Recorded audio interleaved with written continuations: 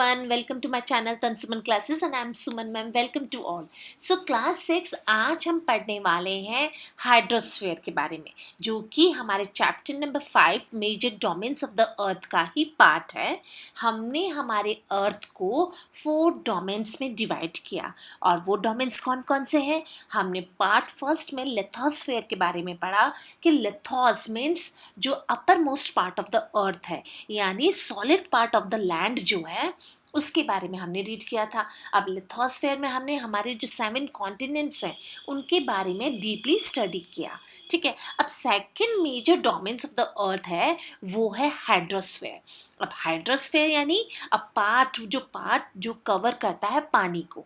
ठीक है, तो a presence of water is a unique feature. आप सबको पता है कि जो पानी है वो बहुत ज़्यादा ज़रूरी है हमारी लाइफ के लिए और एक यूनिक फीचर है हमारी मदर अर्थ पे, क्योंकि पानी की वजह से ही ज़िंदगी ज़रूरी है और ज़िंदगी कायम है। एग्जाम्पल अगर हम बात करें तो 71% जो अर्थ पर पानी से घिरा हुआ है। ठीक है, यानी 29% जो है वो लैंड है और 71% हमारे पास में अर्थ पे क्या है, it covered with the water. When astronaut first saw the earth, और जब एस्ट्रोनॉट्स ने जब पहली बार अर्थ को देखा, it's looks blue due to the presence of water. यानी एस्ट्रोनॉट्स वो होते हैं जो कि जोग्राफिकल, जो कि हमारी स्टडी करते हैं। ठीक है, अब जब एस्ट्रोनॉट्स ने जब देखा कि हमारा जो अर्थ है वो ब्लू कलर का दिखता है। ठीक है, अब वो अर्थ ब्लू कलर का क्यों दिखता है? Because presence of water, it is called a blue planet also. So what is found mostly of the ocean, seas, gulf, bays, lakes and reverse.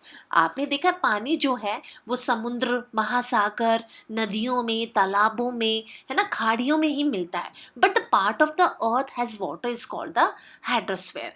और आपको पता है जो पानी वाला हिस्सा होता है, हम उसको सिंपल लैंग्वेज में अगर बात करें तो हम उसको हाइड्रोस्फीयर बोलते हैं। Total amount of water on the surface of the earth is fixed. हाँ, yes, and 97% water is in the ocean. यानी आज हम बात करते हैं कि हमारे पास पानी जो है ना वो एक फिक्स्ड अमाउंट में है। वो कैसे? जैसे मदर बोलती है कि पानी को सेव करके रखिए, पानी बहुत कम है। तो आपने जैसा कि मैम अभी बताया कि हमारे पास में तो बहुत सारा पानी है, हमारे पास है 71%। ठीक है, लेकिन आप तो बोल रहे हैं कि पानी कम है। यस, हमारे पास जो फ्रेश वाटर है ना बेटा वो कम है as compare to salinity water. यानी पानी में नमक की मात्रा ज़्यादा होने की वजह से वो पानी पीने योग्य नहीं है। Only we have 3%। ठीक है, यानी 97 जो परसेंट है पानी वो कहाँ पे है? 97% पानी जो है हमारे पास में वो ओशंस में है। और ओशनिक जो वाटर होता है ना वो सॉल्टी होता है, it is unfit for the drinking. That's why we have only 3% fresh water and they are 4 major oceans. अगर हम पानी की बात करते हैं तो हमारे पास 4 मेजर ओशंस हैं, यानी महासागर हैं, एंड इन डिक्रीजिंग ऑर्डर। और अगर हम डिक्रीजिंग ऑर्डर में अगर देखें, घटते हुए क्रम से अगर हम देखें तो हमारे पास में द पैसिफिक ओशन है, अटलांटिक ओशन है, इंडियन ओशन है एंड द आर्टिक ओशन है। So the part of the Indian ocean, the Atlantic ocean, Pacific ocean which surround the Antarctica, it's referred as the southern ocean by the geographers. And the water in the oceans and seas is interconnected, यानी जो पानी oceans में है और जो पानी seize में है ये आपस में इंटरकनेक्टेड होता है। Thus the level of water in the oceans and seas is the same throughout. This is called the mean sea level. ठीक है, और we use the mean sea level to compare the height of the land. और ये कैसे हम नाप सकते हैं? height of the land के द्वारा, express the meters above the mean sea level. sea level जो होता है उससे ऊपर की तरफ हम मीटर्स में देखते हैं। And the depth of the water, यानी नीचे की गहराई जो होती है, metres below the sea level, जो समुद्र तल जो होता है उसके नीचे की गहराई को नापते हैं। So the ocean are large water bodies. आप सबको पता है कि जो ओशंस हैं उनमें पानी बहुत ज़्यादा है। एवरेज डेप्थ अगर हम बात करें तो जो ओशंस हैं उनकी 3,800 metres below the mean sea level, and while the average height of the land is only about the 850 meters above the sea level. So the greatest depth, अगर हम ज़्यादा गहराई की बात करें तो मैरिन ट्रेंच जो कि पैसिफिक ओशन की जगह है, ये सबसे गहरा गर्थ है इसमें, ठीक है। अब फर्स्ट जब हम ओशंस की वाटर बॉडीज की बात करते हैं, हाइड्रोस्फेयर की जब हम बात करते हैं, तो फर्स्ट हम डिवाइड करते हैं। फर्स्ट है हमारे पास है पैसिफिक ओशन, और अगर हम पैसिफिक ओशन की बात करें so the widest point of the Pacific ocean is 12,300 mile wide, and the Pacific Ocean size by the surface, it is 63 million square miles, and the average temperature of the Pacific Ocean की बात करें तो it is about 70 to 80 Fahrenheit. And the other name of the Pacific Ocean, अगर आपको कभी पूछ लिया जाता है कि name the other name of the basin of the Pacific Ocean is called the Ring of Fire. इसको Ring of Fire के नाम से भी जाना जाता है. So let's start the Pacific Ocean. It's cover larger than the combined area of all the continents. It is amazing facts for you कि Pacific Ocean जो cover करता है वो यानी सारे जो continents को मिला लो उससे भी ज़्यादा है. So it is the largest and the deepest ocean, सबसे बड़ा और गहरा है. It is bounded by the Asia and Australia in the west and North America and South America in the east. Look at this Pacific Ocean. So about the 3/4 of the world active volcanoes, अगर हम volcanoes की बात करें, ज्वालामुखी की बात करें, तो active volcanoes, active यानी वो आज भी कभी भी फूट सकते हैं. ऐसे वैल्केनोज हमें कहाँ पे देखने के लिए मिलते हैं? पैसिफिक ओशंस में हमें बहुत ज़्यादा तरीके से वो मिलते हैं. इन 1520 की अगर हम बात करें, यूरोपियन जो सेलर है फर्डिनेंड मैगलन, जो कि फर्स्ट सेल करा था इन्होंने इस ओशंस में, he call it the Pacific because the gentle and steady winds blow there. यहाँ पे बहुत ज़्यादा मीनिंग पीसफुल जो विंड्स हैं वो यहाँ पे चलती हैं. अब हम बात करते हैं अटलांटिक ओशन की. तो अटलांटिक ओशन के बारे में अगर हम बात करते हैं तो ocean cover 71% of the earth surface, यानी ये 71% एयर जो है वो कवर करता है. And 37 out of the 50 critical minerals जो हैं can be found in this ocean, and the ocean is influence and regulates earth climate, acting like the planet's heart.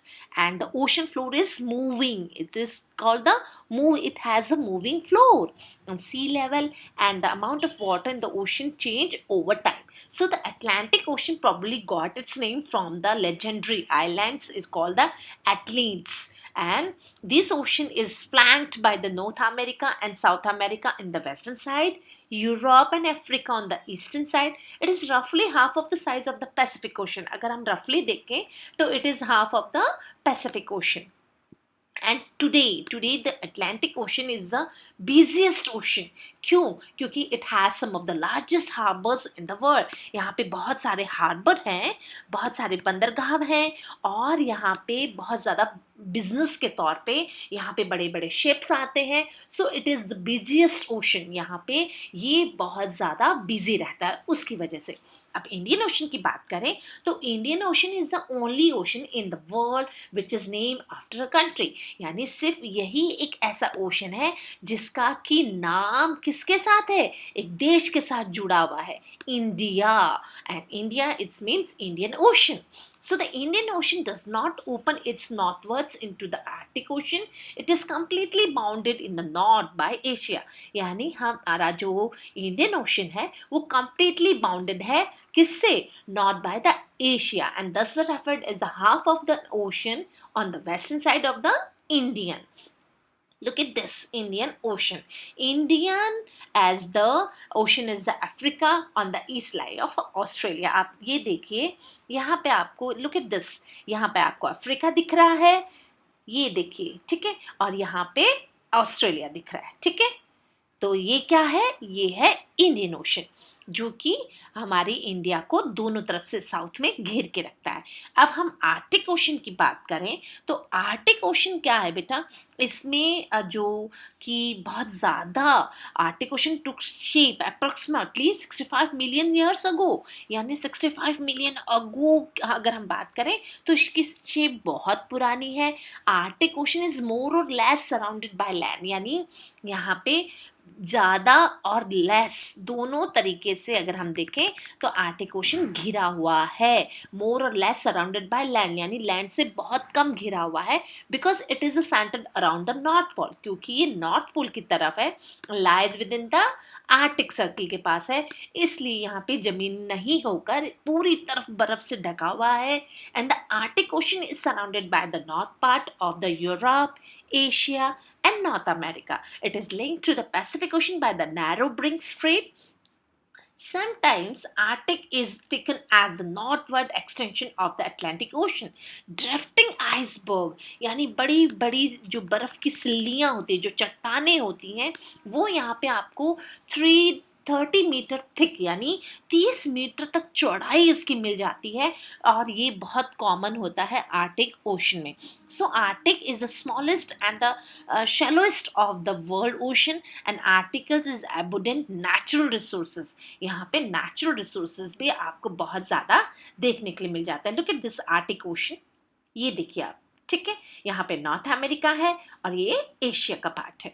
सो अब आप हम बताते हैं कि इम्पोर्टेंस ऑफ द ओशंस, यानी हमारे लिए ये जो चार हमने अभी ओशंस पढ़े, पैसिफिक पढ़ा हमने, आर्टिक पढ़ा हमने, ठीक है, और साथ ही साथ में हमने इनके बारे में इंटरेस्टिंग फैक्ट देखा कि अटलांटिक ओशन कैसा है, पैसिफिक ओशन कैसा है और इंडियन ओशन कैसा है। इनके बारे में अगर हम बात करें तो ये बहुत हमारे लिए इम्पॉर्टेंट भी है, हमारी डेली लाइफ के लिए बहुत ज़्यादा इम्पॉर्टेंट है, बिकॉज जो ओशंस होते हैं ना वो मॉइस्चर को होल्ड करके रखते हैं।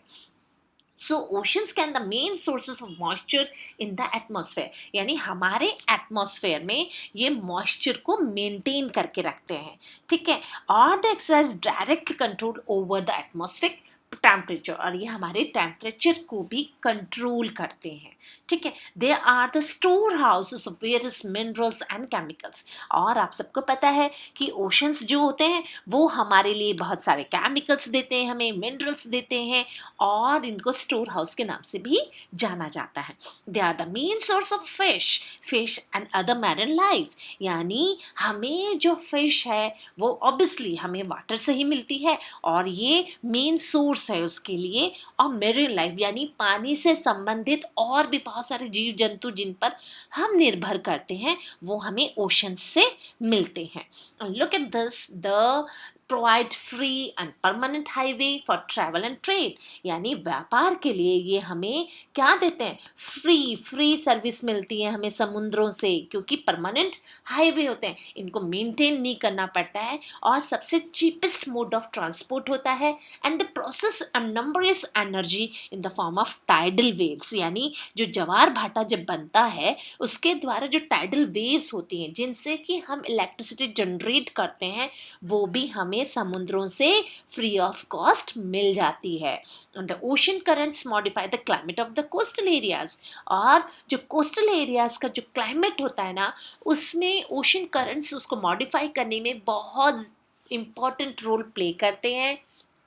जो कॉमन सॉल्ट होता है ना जिससे कि हम लोग किचन में यूज़ करते हैं, common salt is supplied by the ocean only, क्योंकि जो खारा नमक जो होता है, जो खारा पानी होता है उसी के द्वारा नमक बनता है, ठीक है, और ये हमें बहुत ज़्यादा यहाँ से मिलता है। It is the shortage of drinking water can be solve by the treating ocean water, यानी जो शॉर्टेज ऑफ वाटर होगी तो हमें कहीं ना कहीं इन ओशंस वाटर के साथ ही कहीं ना कहीं इनके साथ हमें ट्रीटिंग करके इसको हमें अपने काम के योग्य बनाना होगा। And oceans also provide natural links between the continents, and continents to continents हम क्या करते हैं, एक नेचुरल लिंक्स बना के रखते हैं, इट प्रोवाइड, सो ये हमारे लिए बहुत ज़्यादा इम्पॉर्टेंट है। So oceans are very important for the daily life and it is important for us. So thanks for watching this video.